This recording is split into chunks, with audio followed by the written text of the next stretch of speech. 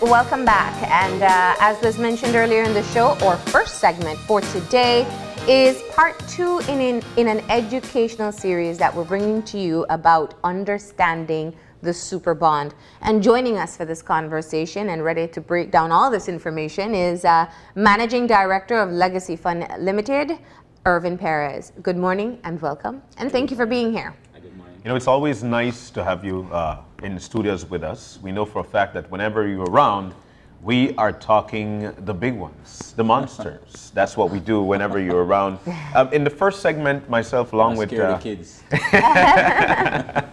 in the first segment, myself along with Mr. Bradley had the chance to sit down with you and dissect to a certain extent the Superbond.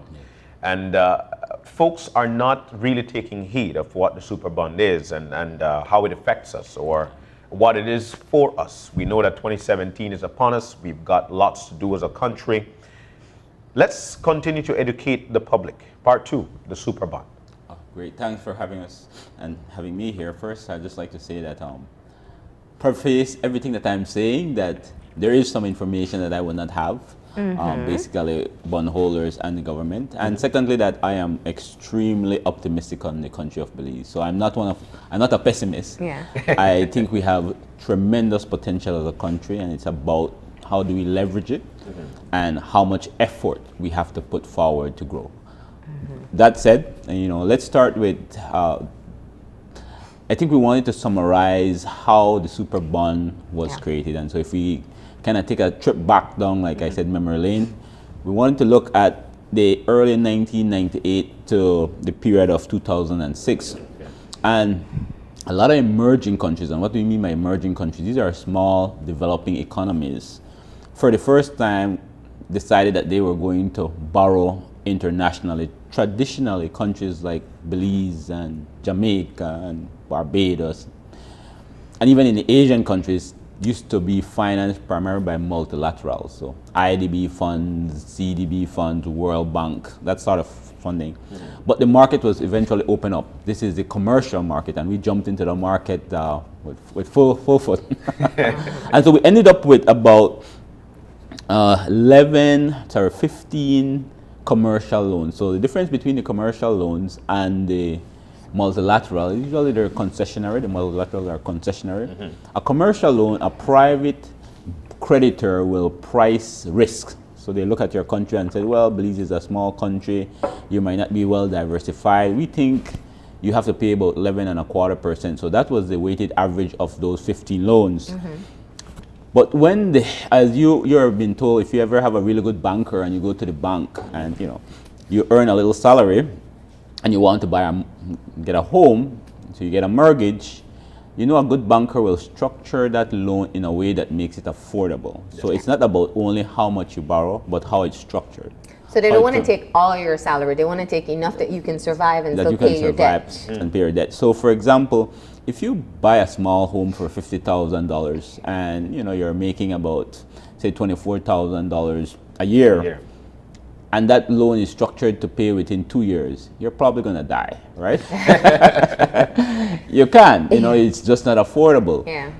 But if that same loan that you've borrowed for your mortgage at $50,000 is structured over 25 years, makes it much more affordable. You can, like as Marlene said, you can live, you can eat, and you can still pay your mortgage, and you can live in your nice home. Yeah. The way we had went about structuring our commercial loan as a country was not designed for us to be able to live, right? And you have to understand that in that period, a lot of these banks, these investment banks, and one of the famous one that had dealt with our country was Bear Stearns. Now Bear Stearns have went the way of the dinosaur. I mean, they've disappeared after the financial collapse. But a lot of these banks are not incentivized, don't have an interest in ensuring that you can pay. They get tremendous fees for structuring deals. And once it's out of their hands, they've made their money. It's the bondholders that have to take the risk. So when we look at our loans, the maturity profile of the loans that we had, those 15 loans from 2005 to 2012, 15 as a country, was not affordable. In fact, we had a put option in 2007. What does that mean? Let's say you lent your brother $1,000, right? But you tell your brother, within 6 months, I have the option to come to you and say, here what? I need my money back. That's called a put option. Meaning the creditor has the right to give you back the piece of paper that says I owe you, and you have to give them cash. And our country had a $76 million put option in 2007 that, based on where we were absolutely certain that we would not have found the money. So we were in a situation where the administration realized at that time we need to restructure this beast, right? So that's the historical. So that was the first restructuring, and along with that, some of the things that we're seeing, foreign reserves were deteriorating. It was difficult to access new US dollars because once there's a perceived risk, people start hoarding their US, like what we may be seeing like now. what's happening right now. Right? So we love to say in economics that people are incentivized to protect their interests, right? That's right. So people start hoarding. And so a default event occurred where the government said at the administration of the time, we can't continue to pay. And therefore we had Superbond 1. So looking at this slide, Superbond 1 was structured to mature in 2029. So if you look at the year was 2007, 2029 is 22 years maturity. So that's one thing.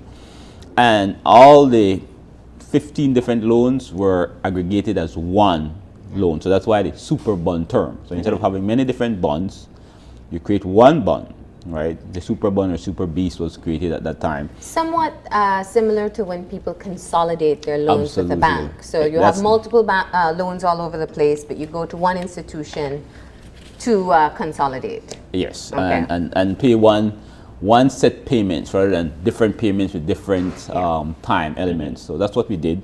That Superbond 1 in 2029, if you look at it, the way how it was structured, had what you call a step-up coupon structure. It simply means that the interest rate adjusts over the life of the bond. So we started very nice. So we were paying 4.25% for the first 3 years. So we went from 11.5, a high interest rate, 11.25 to 4.25. That was only for 3 years. And then the interest rate stepped up to 6% over the next 3 years. 4 to 5 years, and then it stepped up again to 8.5%. So it's a bond that kind of eases the pain in the short run, but then immediately starts climbing back up, where at some point you're realizing, and any, like I said, any sound finance economist watching this will tell you, you're not going to be able to pay this, right? Because you're creating something that when you look at the size of your economy and the general structure of your economy, is going to come back to haunt you. Ideally, the ideal situation when it comes to the step-up coupon is simply being able to give time for you to grow your economy so you can make the larger payments with a higher interest rate. That's the idea, to structure the loans in such a way that they are manageable over time as your economy grows over time.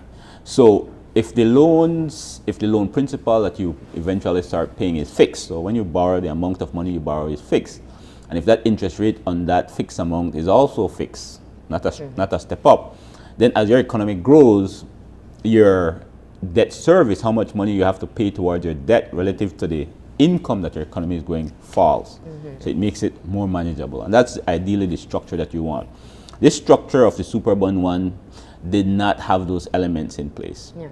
And so by August 2019, when the semi-annual principal payment, so this is just the interest.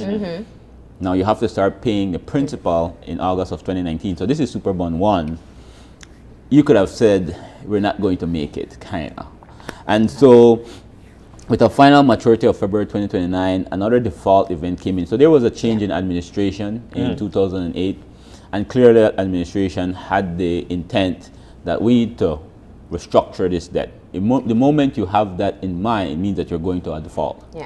Because you're going to have to tell the creditors at the time, hey, we don't feel we are capable of making these payments. So let's figure out a better way. So a default event occurred in 2012, right? And a new Superbond, this is Superbond 2, was created, and that had a longer maturity, So we went from 2029 to 2038. So we extended the term. Like we said, the longer you push out your payments, usually the payment per payment period falls. So it should make it more affordable. You may pay more interest over the longer term, but you can survive. So that's kind of like you're trying to reduce your cash outflow, like any whole household, so that you can afford to live, do some of the things here. And the issue manager at that time was Citigroup. Like I said, the maturity date was 2038 and the term was 25 years. So we want to do a little quick comparison, I think, between the Superbond 1 and the Superbond 2. So if we look at both of the bonds, the Superbond 2, we had a slight haircut, and you'll hear this idea about a haircut. So you go to the barber shop, you have a high afro, you cut off somebody here, a slight haircut, so you lose some at the top, right? Yeah. So the haircut simply mean that your creditors, if you owed them $100, in restructuring might say, okay, let's make that $100 $90. Okay. So that's a haircut right off the top. So we went from 565 in Superbond 1 to 530. So we had about a $35 million haircut. That wasn't sufficient. I mean, when you were looking at it, I remember saying, if we're going to go down this road, we should go down it seriously. Yeah. Right? So you really have to know where you are. And 35 million was tiny. But again, you're negotiating with your creditors, so there has to be some kind of compromise, give and take, right? So it was that. Then the maturity profile, as we said, was improved. So we went from 2029 to 2038. So we increased the term by 9 years, which means that the interest payments or the periodic payments would be smaller. Yeah. Okay. So like your earlier analogy, it's going from like your 2-year period for your $50,000 mortgage to an extended time, double or triple that. Yeah. Make it easier. Yeah. And then we went from those 3 step-up coupon or interest rates to just 2. So we went the first year 1 to 5, 5%, and then year 6 going forward, 6.67%. So what we did a weighted average, and so the Superbond 2, the one that we're currently in, the weighted average was 5.83%. And for the Superbond 1, the weighted average was 6.25%. So we shaved about 42 basis points, or what is less than 1% from the overall interest rates on the bond. Again, not what you would think would be significant enough for the size of our economy and so forth. But there was a lot of optimistic growth projections at the time when this was being structured. And if those optimism view of the future didn't pan out, then you'd be in trouble, right? That's where we kind of are. So just again to look at the actual calculation. So we have a payment calculation table here for Superbond 2. And you see for 2014 to 2018, which is the period that we were looking at initially, the annual or the semi-annual interest payments was $13,248,000. So most bonds, by the way, structured like the United States bond types. So you have European bonds, US types, we're more along the line of the US type, have semi-annual payments. So you pay every 6 months as opposed to pay annually. So our bond is like that. We pay every 6 months, February and August. Okay. Right? So every time a payment was due for the first 4 years, 2014 to 2018, we didn't pay any principal. So we were not paying back what we borrowed. We were just paying interest. That was $13 million up thereabouts, right? But going forward in 2019, right, 2 things happened. Well, starting in 2017, I should say, 2 things happened. One, the interest rate stepped up. So you went to 6.67%, right? So your interest payments, just the interest payments, climbed to $17 million, thereabouts, right? $17.6 million. So that's the first thing. But in 2019, we also started paying back the principal, right? And the principal was cut up. We call it amortized, but chopped up into little bits over the next period of years. So equal payments. So when you do that maths, it's about $13 million.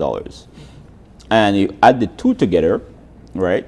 If you're adding the 2 together, the total semi-annual payments jump to $31.3 million US. So every 6 months you have to find $31 $1.3 million US dollars. So that's where we are. Yeah. And That's this is why 2017 was such a crucial time, exactly. as the restructuring takes place now. Yeah. Okay. I have one question, because I think it's important for people to understand the context of a relationship when negotiating. You know, we talk about bondholders or creditors, and when you explain, for example, the difference between the first Superbond and Superbond 2.0, as we call them, you know, it's difficult, it's important for people to understand how the negotiation process works. Simply because your bondholders are investors. They're in this to make money. Absolutely.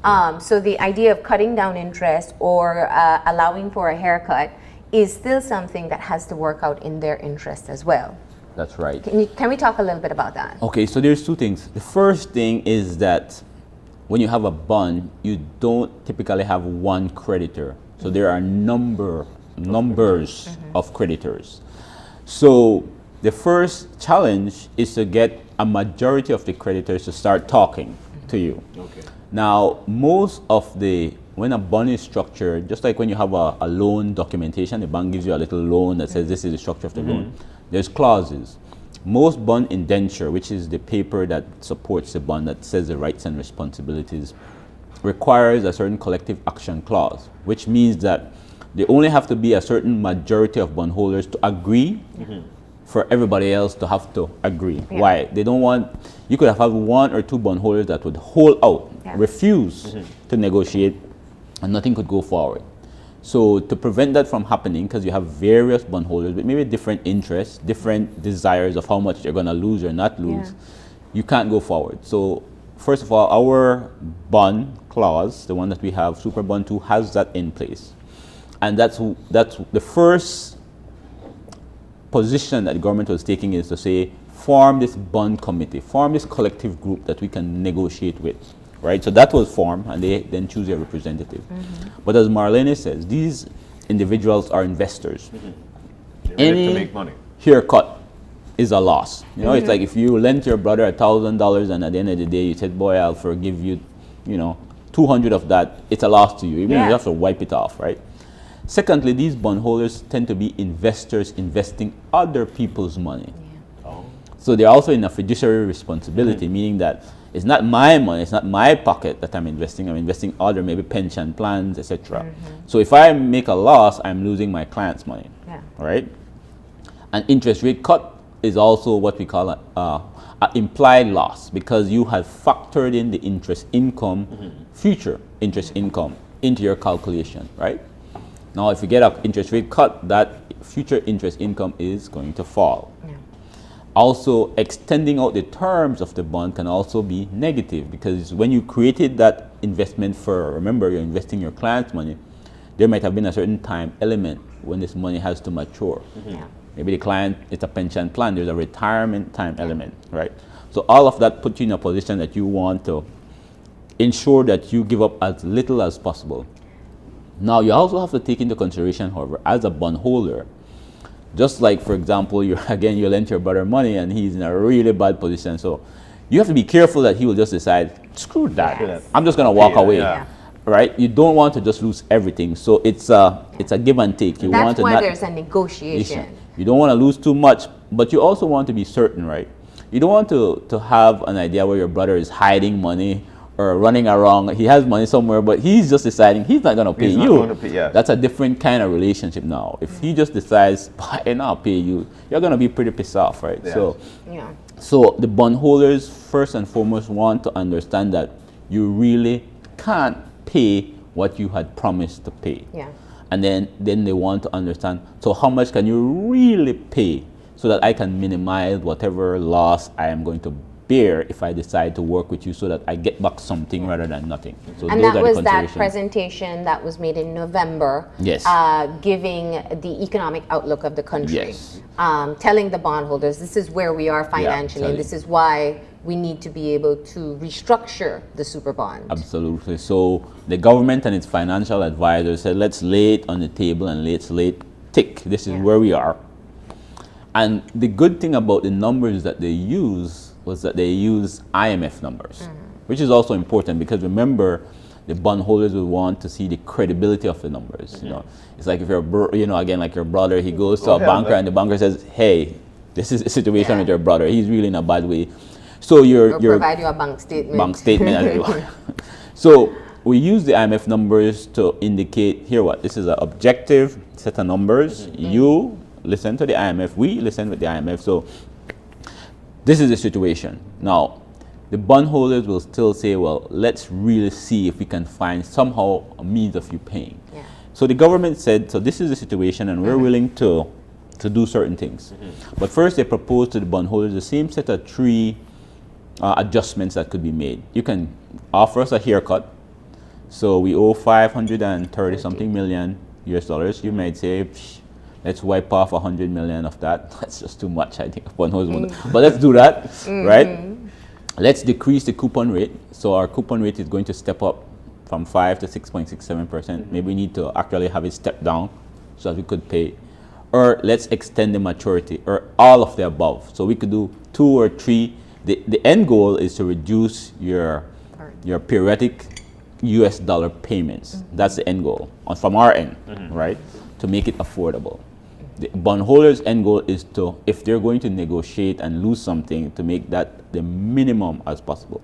And at the end of the day, usually they want to ensure that and we like to use the word, the net present value. It simply means that economists and finance people like to come up with fancy stuff, but it simply means that you look at all your future cash flow coming in and you give it a valuation and you bring that value to the current, meaning now. What is it valued now? And you want that value to basically remain the same between this structure and this structure. That's basically the end goal. Yes. Now, key to being able, as we pointed out, you provide your bank statement. If we use the analogy of the brother who owes you and he has nothing in his account, he lost his job. Now, in being able to renegotiate, whether you'll take off a couple hundred, whether you'll tell him he has a longer time to pay off, less interest rate, you also want to know he's going to get a job to be able to have income coming in. Yeah. And this is part of what bondholders would expect as well, that you have a projection as to how you will generate more income to be able to make your payments. Is that right? Absolutely right. Okay. And you might also want to ensure that your brother is going to tighten up his belt. Yeah. So that's sell the car. That Thursday, Friday, drinking, cut that out. I won't lose my money and you have fun. So the government also has to propose to bondholders is you're going to have some loss and suffer some pain. You might have some angry pensioners calling, "Oh my God, you've lost me money." We're going to have to bear some pain, right? We're all in this together. So the government proposed a balanced fiscal policy. So what does that mean? It means usually cutting some expenditure. So somebody's going to take a lick domestically, right? Somebody's going to have to get a cut. And usually it also implies that we're going to increase revenues by adjusting taxes somewhere. So again, somebody's going to feel some pain. So, you tell your brother, you're going to have to tighten up your belt. That Thursday is out, that, Saturday is out. So he's going to have to cut his expenditure. So as a country, that's what we're proposing. Yeah. And it has not been quite clear. The government hasn't made it very clear as to where those adjustments will take place. We suggest fuel tax because in the proposal, there was a case made for, we did fuel tax adjustment and it showed some good revenue. So let's maybe revisit that. The bondholders pointed out to the IMF report, and you have to remember the representative for the bondholder was once an IMF, worked with the IMF. So a staffer, so he is aligned with the general thinking of the IMF. So one of the IMF recommendations when they had their last consultation was an increase in the GST. So that's a consumption tax. You raise that 2-3%, immediately there's a pop in the revenues of the government. So bondholders, and a hole in everyone's pocket. Yeah, bondholders are saying, well, let's look at some of those recommendations of the IMF. The government also said we're going to have some public forums to mobilize public support for whatever reform we're going to be putting in place. So those are short-term fiscal adjustments, but like we had mentioned at the previous show, the country has some structural problems, meaning why we're where we are is structural, meaning your consumption patterns versus, so import versus exports. So the government laid out also some longer term adjustments. Now these are a little bit more gray, meaning there's the devil is in the details. What does it mean? So, for example, restore exports. So we know that there are particular policies that could assist the exporters to grow. And could make it more palatable, could make costs for them. But government hasn't laid out what would be implemented.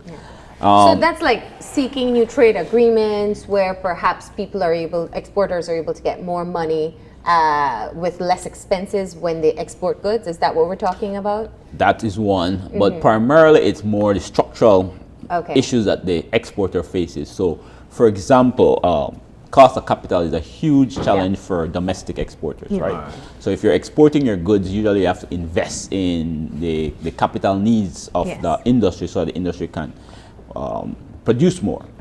Maybe you have to do, we spoke, I was at a representative of the CGA, and there's a whole replanting exercise that needs to be done to improve productivity.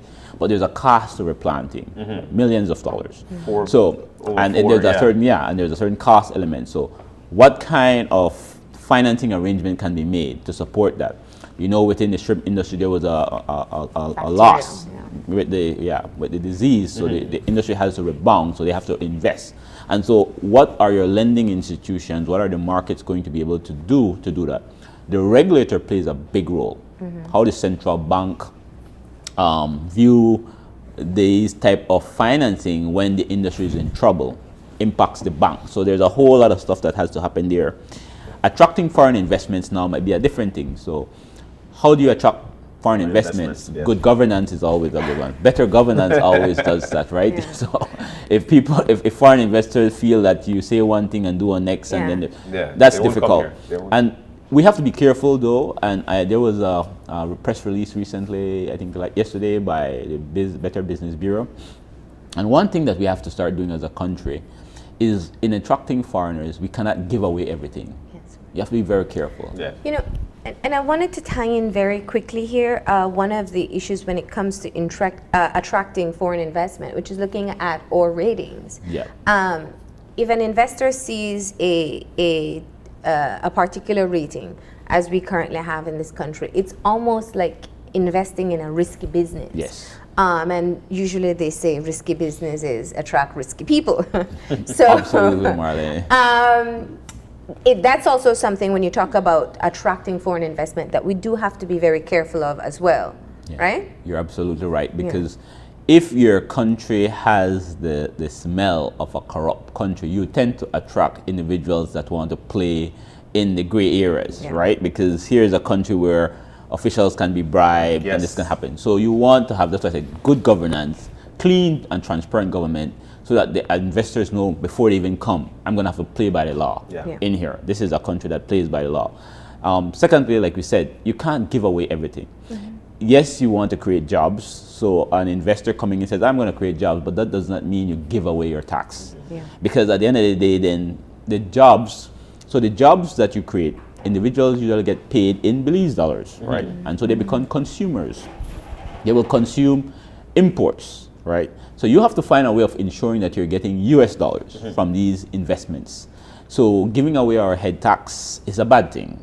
Giving away too much concessions is a bad thing, because you need to generate those revenues in US dollars. So a local Belizean firm that's not an export earner does not generate US dollars. It's the foreign investments that have a service provider for a US tourists, for example. They generate US dollars. So you want them to pay your US dollars so you can meet your own debt obligations. The government also said that they'll improve industrial policies. Again, gray area, they have to spell it out. I mean, it's not clear what does that mean. Enhance market efficiencies. So there are some challenges we have in the regulatory regime. EML compliance, CFT, that is creating problems with correspondent banking. We need to deal with that and invest in infrastructure. That will be a difficult one, because when government is constricted, so you're thinking about private incentives or incentivizing the private sector to make some of those investments, and finally invest in human capital, which they said primary education. I would want to encourage the government to look also at tertiary education, because we need a lot of our young people who are idle to get into something that's more constructive and also then to help the economy grow. So it's all about growing the economy here. We also have talked about domesticating the Superbond. which in my book is the short term. Why I say short term? Because eventually as a country, a small country like ours, we do have to go back to the market.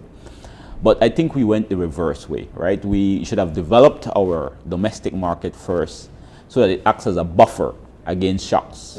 And we always say that in economics, right? If you have a financial market that's underdeveloped, it does not take shocks well. So that's what we have here. So domesticating the Superbond. And what does that mean? So most of the bondholders are non-nationals, meaning that they're foreign investors. So the bonds that they held are US denominated, right? And they will only hold those US type assets. To domesticate the Superbond means to bring it onshore, which means that you have to pay out the investors in US dollars and finance that from Belizean or domestic investors. Now, I want to be clear because there have been people pointing to Jamaica as a model, and they are also running into trouble. You can domesticate international debt by having your domestic investors hold that same debt in US dollars. It's almost like if I say, Marlene or John, okay, here what? I'll sell you a US dollar bond. You're a Belizean, but I'll sell you a US dollar bond to get the US dollars from you so that I can pay the international investors outside with US dollars. It's a dangerous way to go. Jamaica has had a terrible problem trying to do that because you have not changed a very important element, which is the foreign exchange risk. So the domestication that we're talking about has to be one in which you have your Belizean investors pay in US dollars, but you issue your bond in Belize dollars. Has to be that way. So the ministry has to be more aggressive in terms of being able to do that. And so we say, you know, recently they increased the Treasury Bill Act to 1.3 billion. They have to go to about 4 billion to get there. And the reason why is simply this. If we look at our total debt profile, right? Right now, external debt 2.2 billion, internal debt about 600 million. That's 2016. So total, the country's total debt is already at almost $3 billion, right? So if we're going to bring that Superbond, which is already about 1 billion Belize onshore, and we're not going to bring all of it, but we need to increase our domestic borrowing limits as a country. And at 1.3, it's just not sufficient. Why we say 4 million, it also allows you to have some flexibility because you still need to invest as a country, so you still need to make some capital investments, and that's why we're saying that.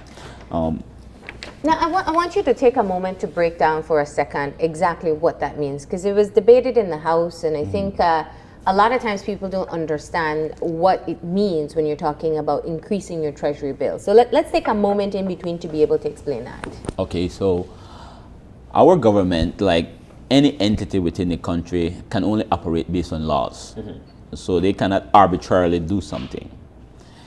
The way how a government in our country borrows is predicated by law. And one of the major law is the Treasury Bill Act. And the Treasury Bill Act defines how government can borrow domestically with two instruments. It's basically IOUs. One is called a T-bill. The Treasury Bill is a shorter term instrument, meaning that it matures in less than 1 year. And then the Treasury Note.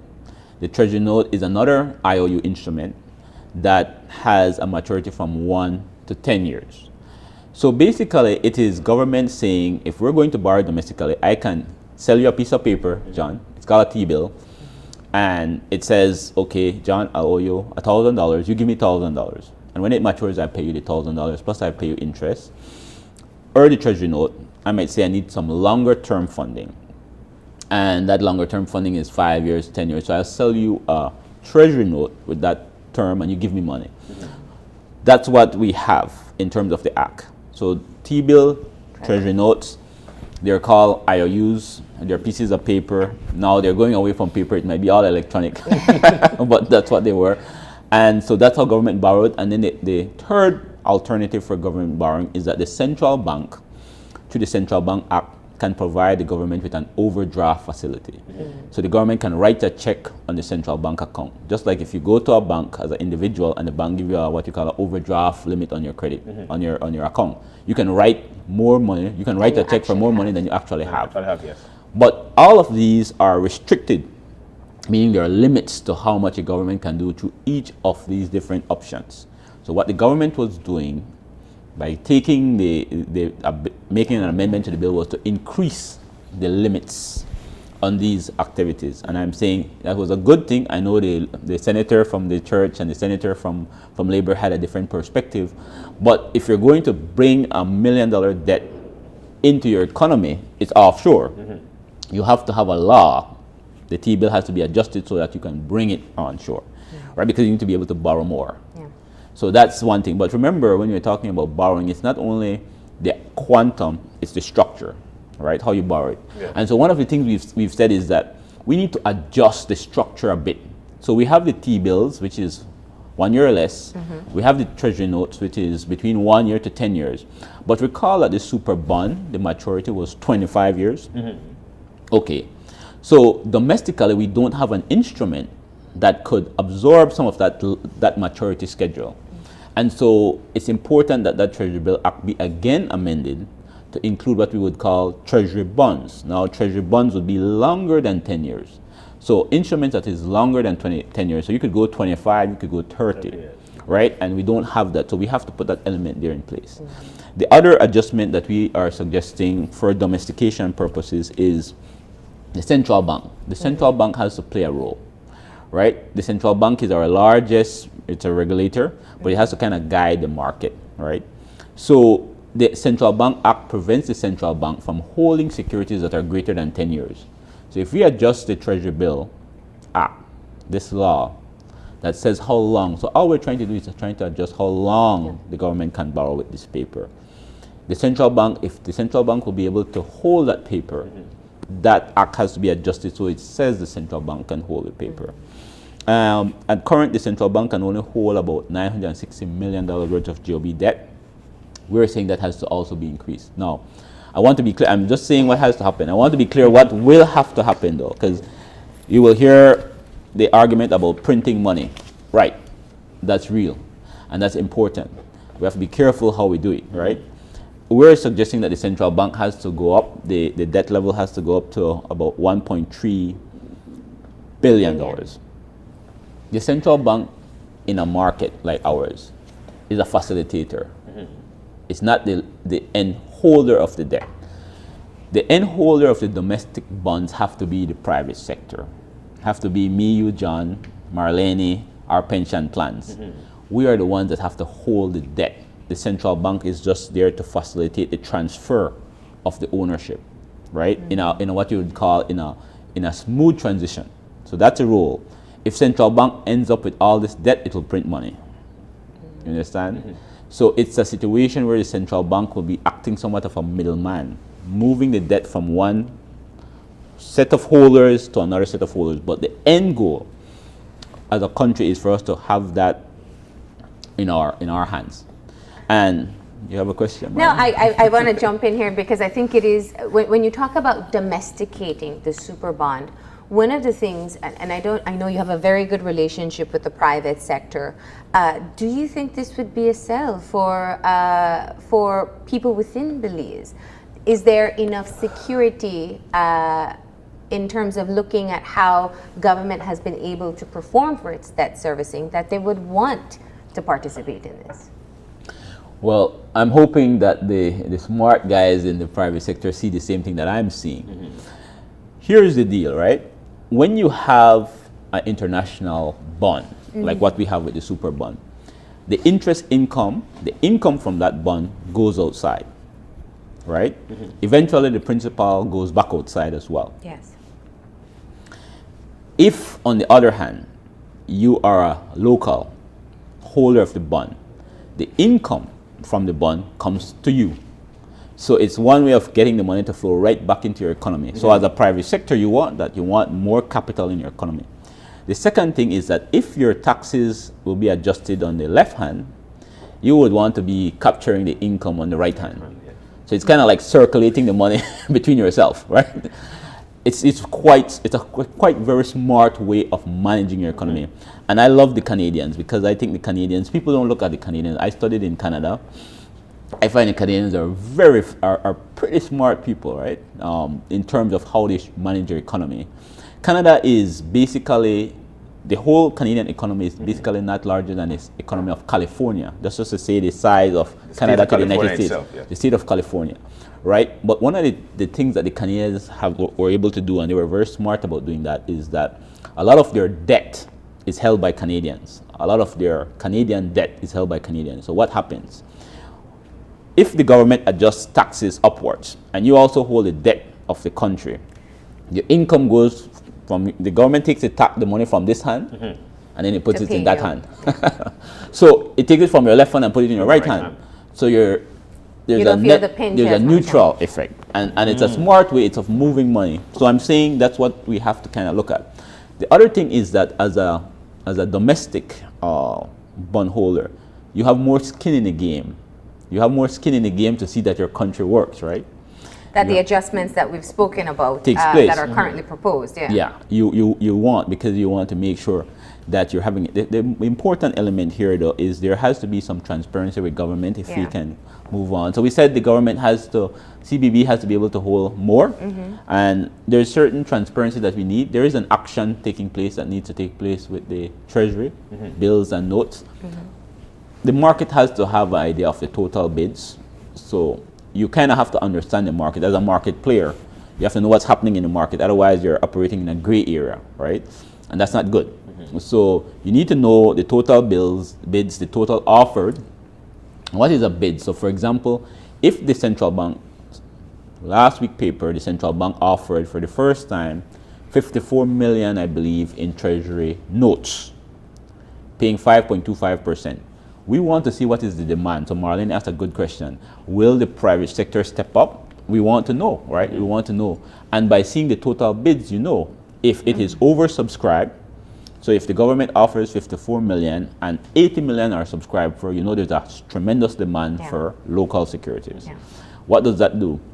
It reduces our interest coupon rate. The yield on the 5.25% will fall because you have an oversubscription. So when people overbid, there's a high demand, the price goes up, the interest yield goes down, right?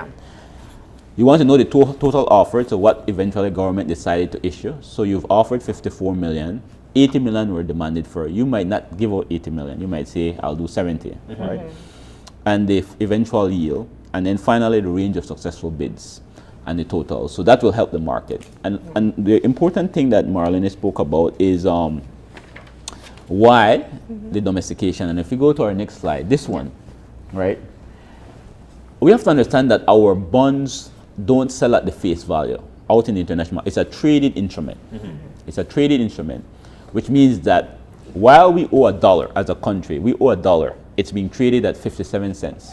So if you can step out there, and the government might not be able to do this, so this has to come from the private sector to go and buy and domesticate the bond, right? The private sector has to do this. Why?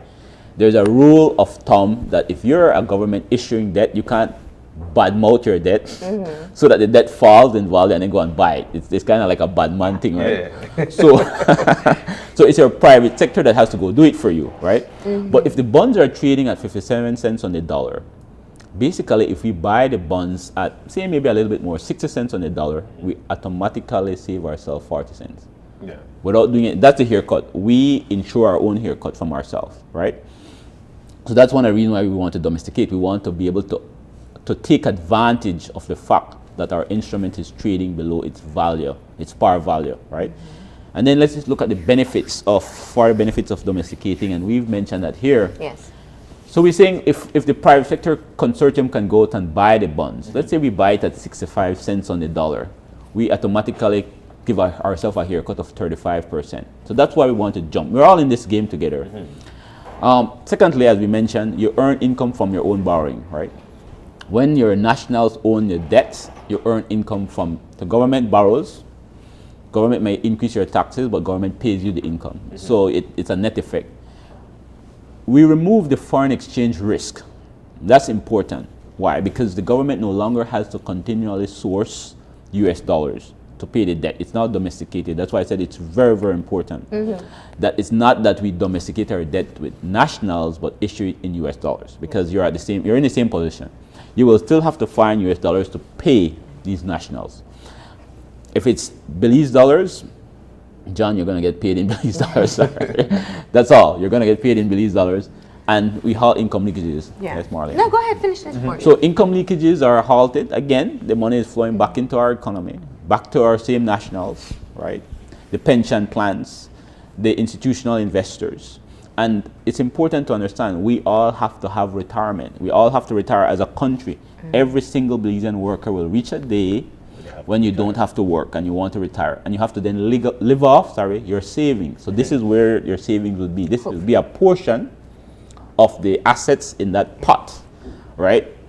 Where the interest income is being used to save. Importantly, we create a local benchmark. And why this is important, you know, Marlene, I deal a lot with the private sector and corporate borrowing. And one of the things that, as Belizeans, we're not aware of is that for smart institutional investors, both domestically and abroad, if a corporation is going to borrow, so let's say BL, I'll give you an example. BL issued debentures. When BL issued debentures, the debentures or the bonds have an interest rate. A smart investor will first look at what government pays for the same maturity. So let's say you have a 5-year government bond, and that pays 2%. BL cannot borrow at less than 2% if you're a smart investor, and if you understand why. Yeah. Why? I mean, my friend Bill Lindo always says that government is the only entity that can legally print money, right? So there's no credit risk for government. BL does have some credit risk. I mean, we had the experience of that in the prior time.